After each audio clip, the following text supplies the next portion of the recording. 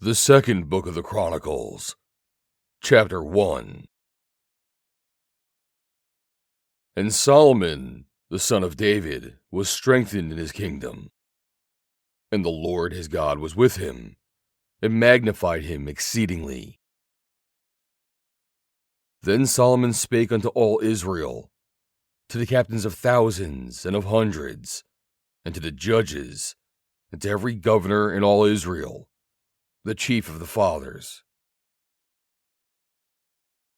So Solomon and all the congregation with him went to the high place that was at Gibeon. For there was the tabernacle of the congregation of God, which Moses, the servant of the Lord, had made in the wilderness.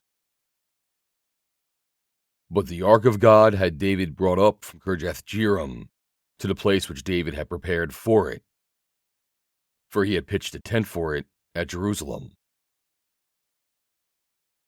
Moreover, the brazen altar that Jezaleel, the son of Uri, the son of Hur, had made, he put before the tabernacle of the Lord. And Solomon and the congregation sought unto it.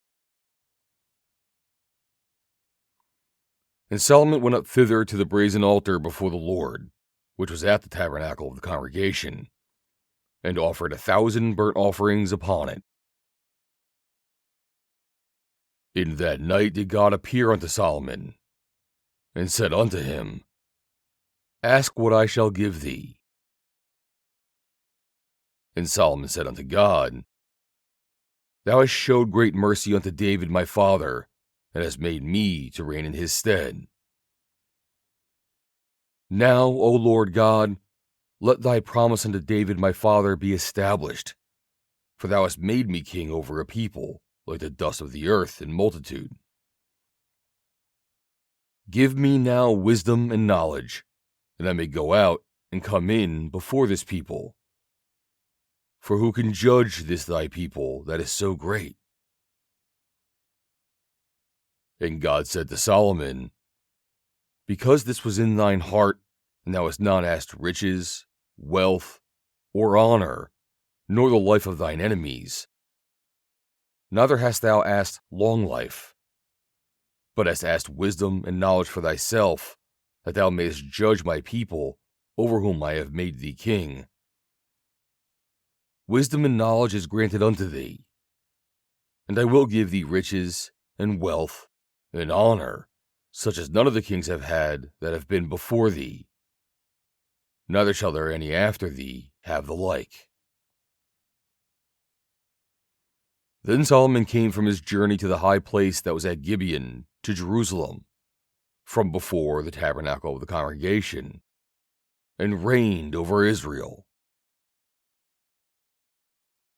And Solomon gathered chariots and horsemen, and he had 1,400 chariots and 12,000 horsemen, which he placed in the chariot cities, and with the king at Jerusalem.